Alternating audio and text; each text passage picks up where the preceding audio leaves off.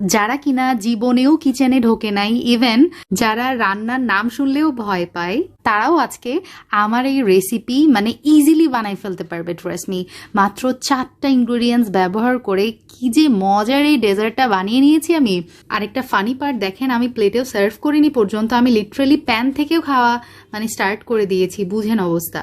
আলহামদুলিল্লাহ, আমার হাতের এই ডেজার্টটা যে এতই মজা হয়েছিল, মুখে দিলেই গলে যাচ্ছে এরকম, আর সুইট অ্যান্ড ক্রিমিনেসের একটা দারুণ ব্যালেন্স আছে যেটা আপনাকে মুগ্ধ করতে বাধ্য। অ্যাট ফার্স্ট আমার লাগছে গরুর দুধ। এখানে আমি জাল করে নিয়েছি আগে থেকেই, 1 কাপ পরিমাণ নিয়ে নিয়েছিলাম, রুম টেম্পারেচারে আছে। আর এখন আমি নিয়েছি কাস্টার্ড পাউডার।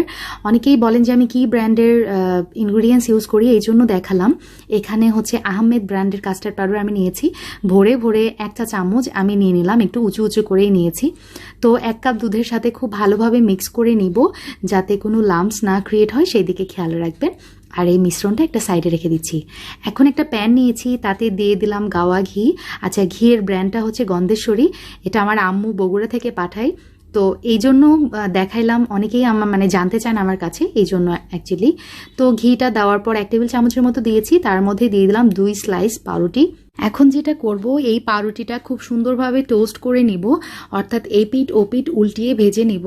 আমি কি বোকামিটা করছি দেখেন, আমি হাত দিয়ে লিটারালি এই পাউরুটি মানে গুলা উল্টিয়ে দিয়েছিলাম। তো আপনারা কিন্তু এই ভুলটা কখনোই করবেন না, এটাতে একটা দুর্ঘটনা হয়ে যেতে পারে, লাইক আপনার হাতে পুড়ে যেতে পারে। তো আমার হাতের কাছে কোনো স্প্যাচুলা ছিল না দেখে চটজলদি আমি এই কাজটা করে নিয়েছি, আদারওয়াইজ আমার পাউরুটিগুলো পুড়ে যেত। But then I was realize যে এই কাজটা করা মোটেও ঠিক হয়নি। যাই হোক, পাউরুটির টোস্টগুলো একটার উপর একটা দিয়ে দিলাম, আর ওই যে আমি দুধটা গুলে রেখেছিলাম না কাস্টার্ড পাউডারের সাথে, সেই দুধ আমি সবটুকুই এই পাউরুটির ওপরে ঢেলে দিচ্ছি। আর এই পর্যায়ে কিন্তু চুলার জালটা আমার অন আছে। এখন যেটা করব, একটা চামচ নিয়েছি দেখতে পাচ্ছেন, তো ওই চামচের সাহায্যে এই দুধগুলো আমি ব্রেডের উপরে দিয়ে দিচ্ছি। আর এইদিকে চুলার জালটা কিন্তু অন আছে, আর চুলার হিটটা রেখেছি মিডিয়াম হিটে। আর খেয়াল করেছেন নিশ্চয়ই, দুধের মিশ্রণে বলক চলে আসছে, আর দুধে কাস্টার্ড পাউডার ইউজ করার কারণে আস্তে আস্তে দুধ কিন্তু ঠিক হতে থাকবে। এখন যেটা করব, আমার পছন্দ মতো ওই যে চিনি দিয়ে দিলাম, 1 টেবিল চামচ আমি এখানে চিনি ব্যবহার করেছি। আপনারা চাইলে কিন্তু আপনাদের পছন্দ মতো অথবা আপনাদের টেস্ট মতো এখানে চিনি ব্যবহার করতে পারেন।